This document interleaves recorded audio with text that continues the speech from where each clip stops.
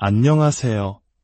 삶이라는 긴 여정 속에서 우리는 때로 길을 잃고 지쳐 주저앉고 싶을 때가 있습니다. 누구의 도움이라도 간절히 필요한 순간 여러분은 어디를 바라보시나요? 오늘의 이야기는 바로 그 질문에서 시작합니다. 잠시 귀를 기울여 이야기의 마음을 열어보세요.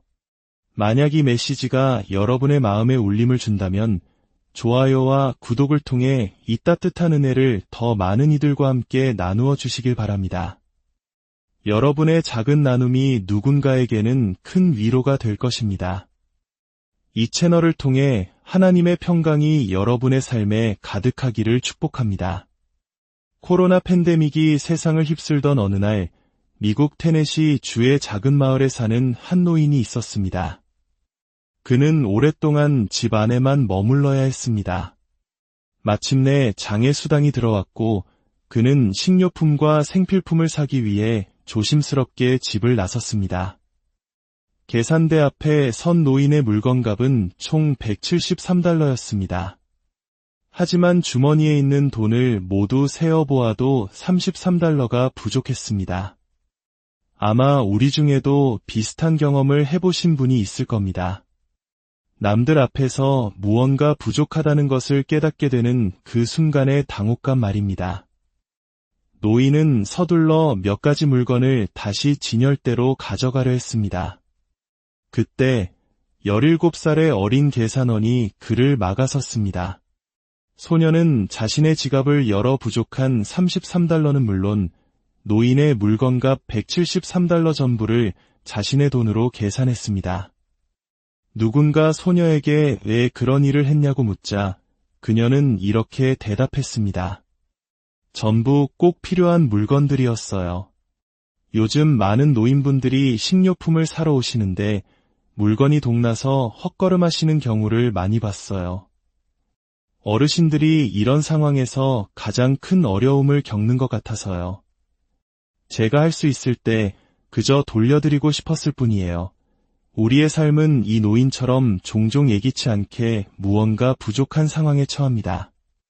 도움이 필요하다는 사실을 인정하기는 부끄럽지만 우리 모두는 도움이 필요한 존재입니다. 특히 지금처럼 위기의 시대에는 더욱 그렇습니다.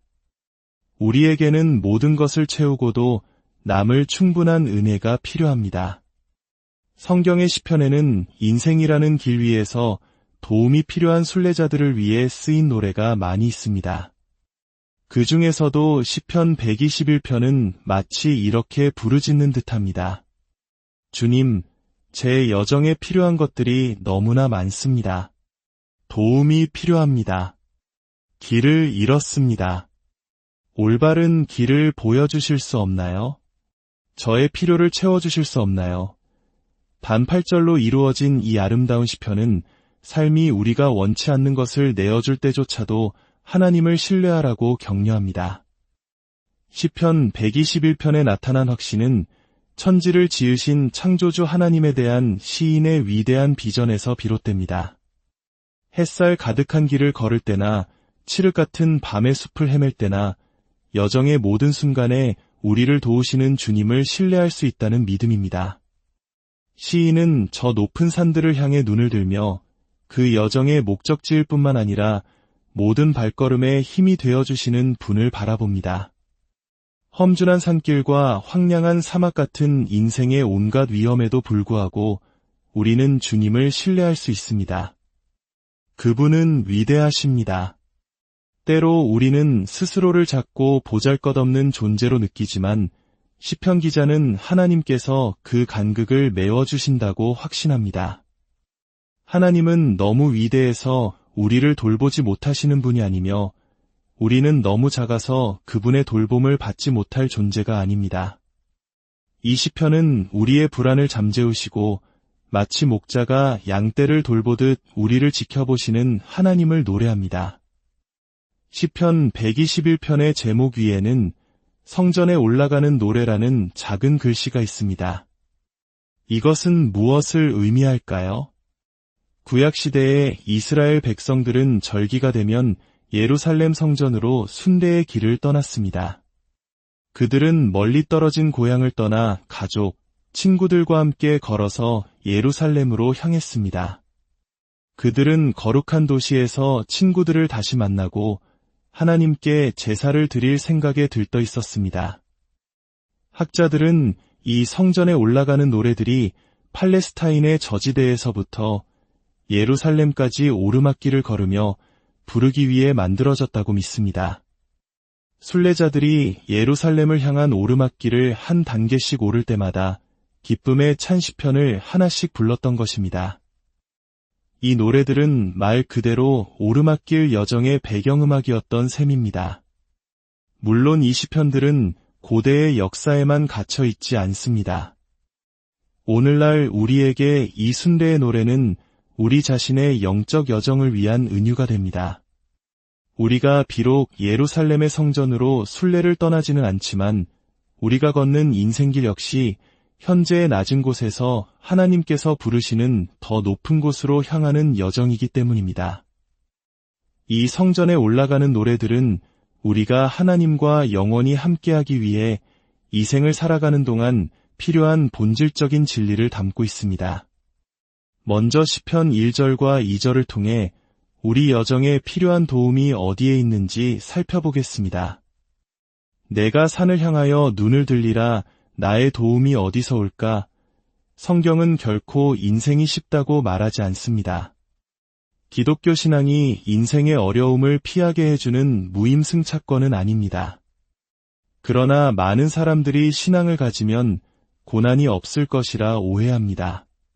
그러다 결국 어려움에 직면하면 고난의 존재가 곧 하나님의 부재를 의미한다는 비합리적인 결론에 이릅니다.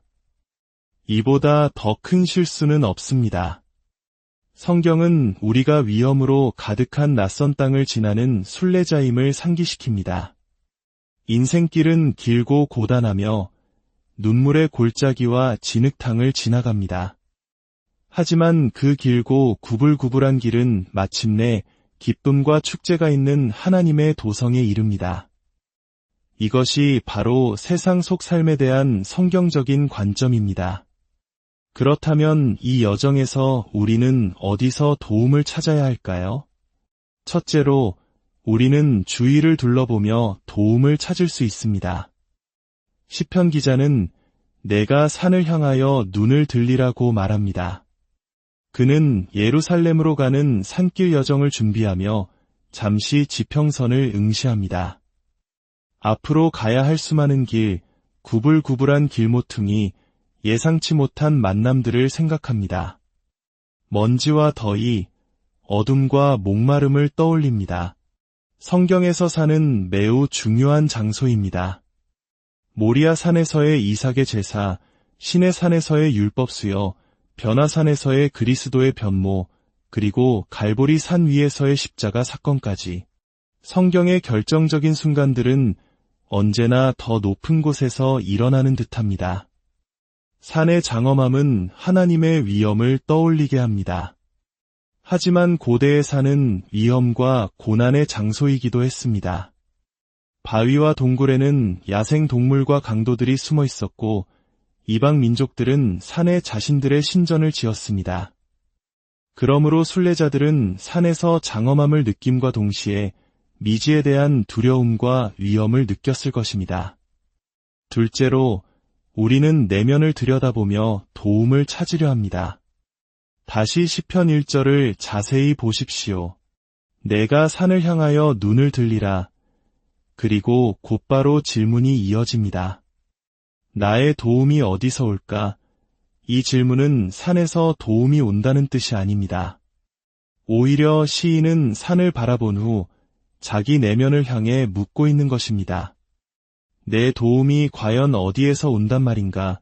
그는 우리 대부분이 긴 여행을 떠나기 전에 느끼는 망설임과 걱정을 느끼고 있습니다. 만약 무슨 일이 생기면 누가 나를 도와줄까? 이것은 작가들이 내적 독백이라 부르는 것이며 우리가 흔히 혼잣말이라고 하는 것입니다. 그는 멀리 떨어진 예루살렘까지 이 높은 언덕들을 무사히 통과할 수 있을지에 대해 약간의 불안을 느낍니다. 내가 아프거나 공격을 받거나 돈이 떨어지면 누가 나를 도와줄까? 그는 주위를 둘러보고 자신의 내면을 들여다봅니다. 그리고 마침내 그는 위를 바라봅니다. 위를 바라본다는 것은 무엇을 의미할까요? 바로 하나님을 바라보는 것입니다. 우리의 도움이 어디에서 오는지 찾기 위해 하나님을 바라보는 것입니다. 내면을 들여다볼 때는 실망할 수밖에 없습니다. 우리 자신에게는 해답이 없기 때문입니다. 하지만 위를 바라볼 때 우리는 하나님을 발견할 수 있습니다. 시편 2절에서 시인은 마침내 이 시의 견고한 토대를 찾습니다. 나의 도움은 천지를 지으신 여호와에게서로다. 시인은 마침내 자신의 노래의 본질을 제공하는 지점에 도달합니다. 그는 스스로에게 말합니다. 나는 산을 바라보았지만 아무런 도움도 찾지 못했다. 내면을 들여다보았지만 아무런 길잡이도 찾지 못했다. 그러나 마침내 내가 위를 바라보았을 때 내 도움의 근원이 오직 하나님에게서 온다는 것을 깨달았다. 이 땅의 여행자들에게 이 얼마나 위대한 교훈입니까?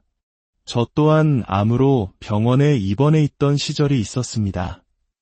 어느 날 새벽 3시 저는 그저 누워서 천장을 바라보고 있었습니다. 병원은 우리의 시야를 제한합니다. 그 순간 제가 할 수 있는 유일한 것은 이를 쳐다보는 것이었습니다. 저는 너무 지쳐 주위를 둘러볼 수도 내면을 성찰할 수도 없었습니다. 하지만 저는 위를 볼 수 있었습니다. 그리고 저는 그저 천장을 본 것이 아니었습니다. 저는 제가 하나님의 자녀이며 그분께서 저를 돌보고 계시다는 것을 깨달았습니다. 하나님은 천지를 만드신 창조주이십니다. 하나님이 모든 것의 창조주이시고 모든 것이 그분의 손길로 만들어졌기 때문에 그분의 능력은 결코 의심의 대상이 될 수 없습니다. 우리가 그분께 소망을 둘 때 우리는 단지 우리를 돌보시는 하나님께 나아가는 것이 아니라 능히 도우실 수 있는 하나님께 나아가는 것입니다. 여러분의 여정이 시작되는 날, 재앙과 마주하여 무력감에 휩싸이는 날, 여러분은 주님, 도움이 필요합니다. 라고 부르짖을 것입니다. 그 깊은 불안의 순간에 이 사실을 기억하십시오. 여러분이 기도하는 분은 하늘과 땅을 만드신 분, 바로 창조주 하나님이십니다. 이제 시편 3절부터 8절까지 우리 여정에서 도움이 될 약속을 살펴보겠습니다. 이 시편의 구조는 매우 명확합니다. 이 부분에서 시인은 3가지 엄청난 요점을 제시합니다. 첫째, 주님은 당신을 살피십니다. 3절과 4절입니다. 여호와께서 너를 실족하지 아니하게 하시며 너를 지키시는 이가 졸지 아니하시리로다. 이스라엘을 지키시는 이는 졸지도 아니하시고 주무시지도 아니하시리로다. 우리는 하나님을 볼 수 없지만 그분은 항상 우리를 보고 계십니다. 천지를 만드신 하나님이 여러분의 이름을 아신다는 것이 얼마나 놀랍습니까? 예수님께서는 마태복음 10장 30절에서 하나님이 우리의 머리카락까지 다 세신다고 확신시켜 주십니다. 저는 암투병 중에 머리카락을 2번이나 잃었고 2번 다 다시 자라났습니다. 누군가 제 머리카락 재고를 파악하고 계셨다는 사실에 저는 정말 감사합니다.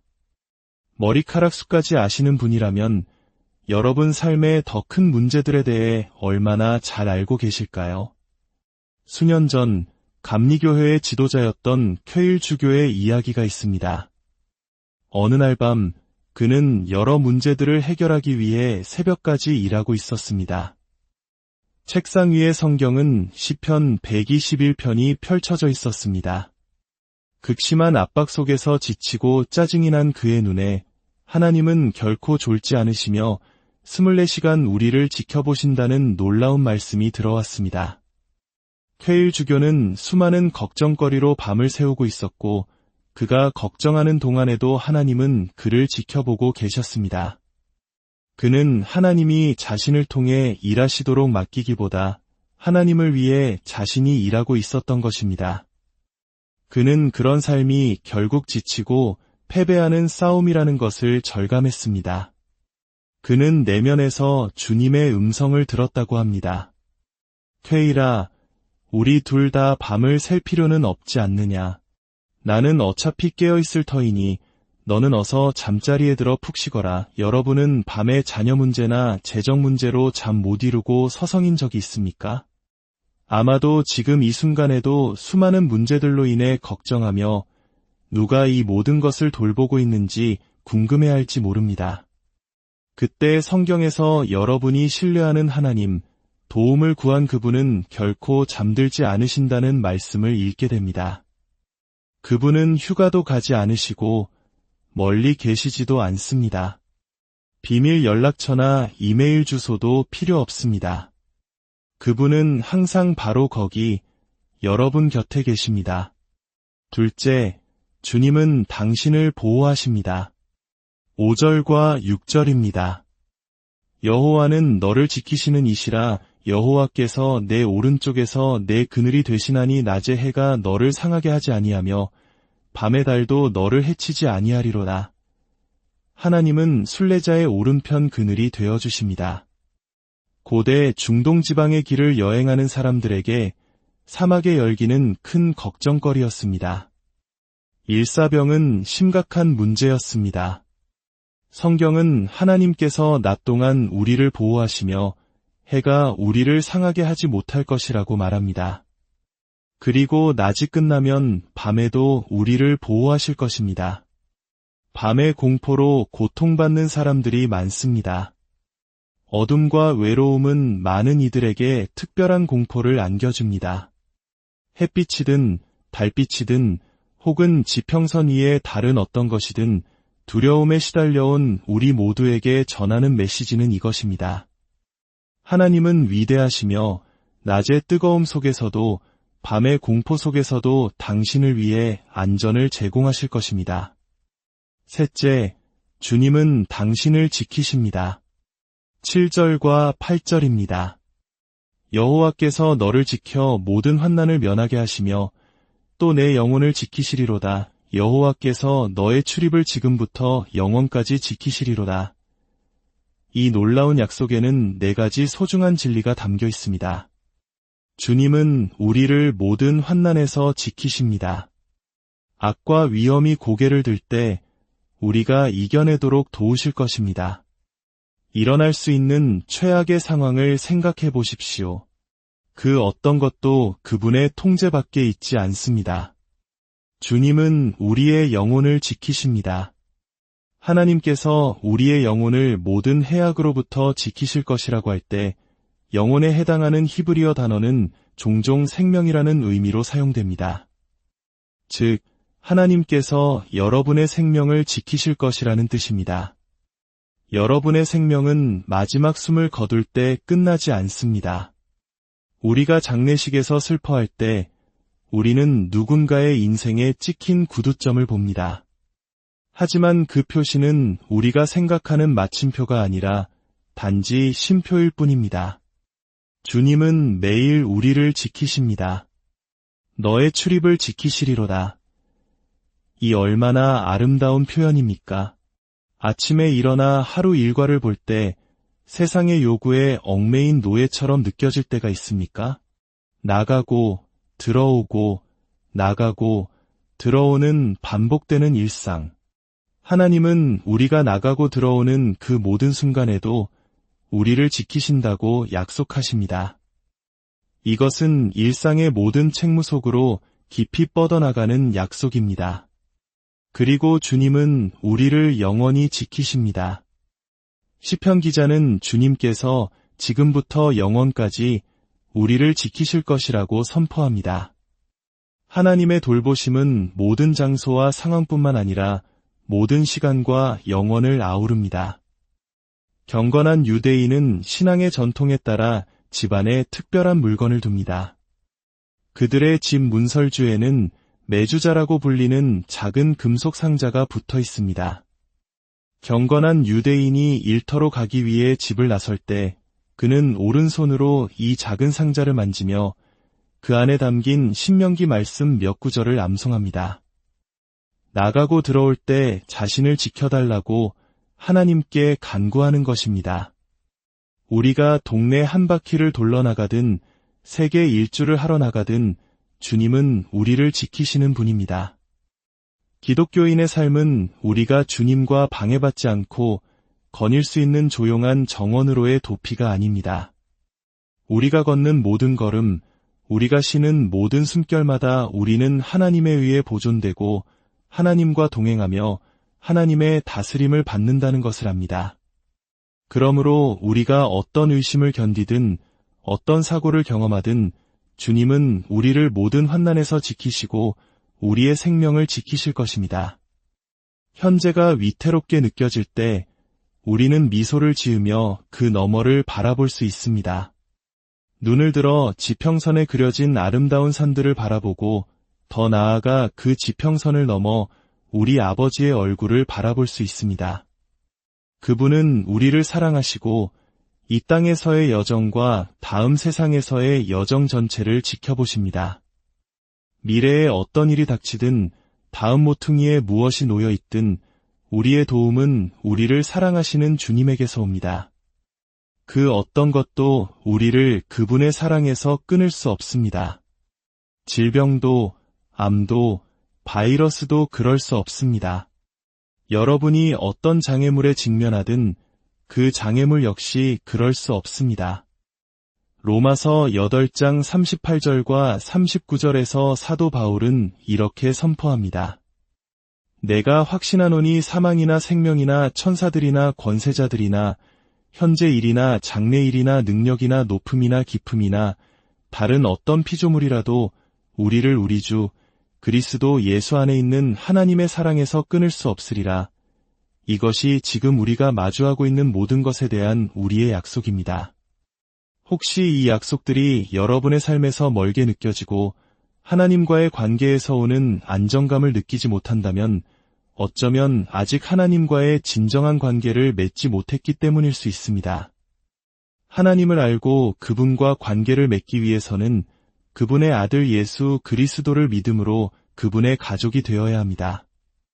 하나님께 나아가 이렇게 기도해야 합니다. 하나님 아버지, 저의 죄를 용서하여 주십시오. 예수 그리스도를 제 삶에 모셔드리고 싶습니다. 주 예수님, 제 안에 들어와 주십시오. 예수 그리스도는 당신을 위해 십자가에서 죽으신 하나님의 독생자이십니다. 여러분이 그분을 삶에 모셔드리고 죄 용서를 구하면 그분은 반드시 들어오십니다. 그분은 진실한 초대에 응답하지 않으신 적이 없습니다. 어디에 계시든 어떤 상황에 처해 있든 만약 여러분의 삶에서 전능하신 하나님의 사랑과 보호 그리고 확신을 알기 원하신다면 예수 그리스도를 신뢰하는 이 첫걸음부터 시작하십시오. 함께 기도하겠습니다. 하나님 아버지, 우리가 당신을 알고자 하는 갈망으로 이 자리에 모였습니다. 당신께서 우리 삶에 함께 하시며 우리를 돌보신다는 확신을 갖기 원합니다. 이 시간 우리의 마음을 열 때 이 말씀을 듣는 모든 이들에게 하나님이 그들을 사랑하시며 예수 그리스도께서 그들을 위해 죽으셨다는 사실을 믿는 믿음을 허락하여 주옵소서. 만약 이 기도를 함께 드리기 원하신다면 마음으로 따라해 주십시오. 하나님 아버지, 제 삶에는 주님이 필요합니다.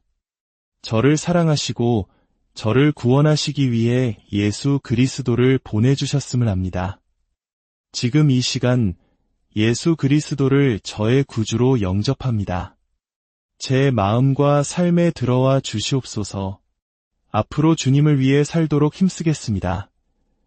아버지, 수년 동안 수백만 번 드려졌던 이 기도가 오늘날에도 처음 드려졌을 때와 동일한 효력을 가짐에 감사드립니다. 이 기도를 통해 예수 그리스도를 구주로 영접한 모든 이들을 축복하여 주옵소서. 여러분의 모든 출입을 지금부터 영원까지 지키시는 하나님의 평강이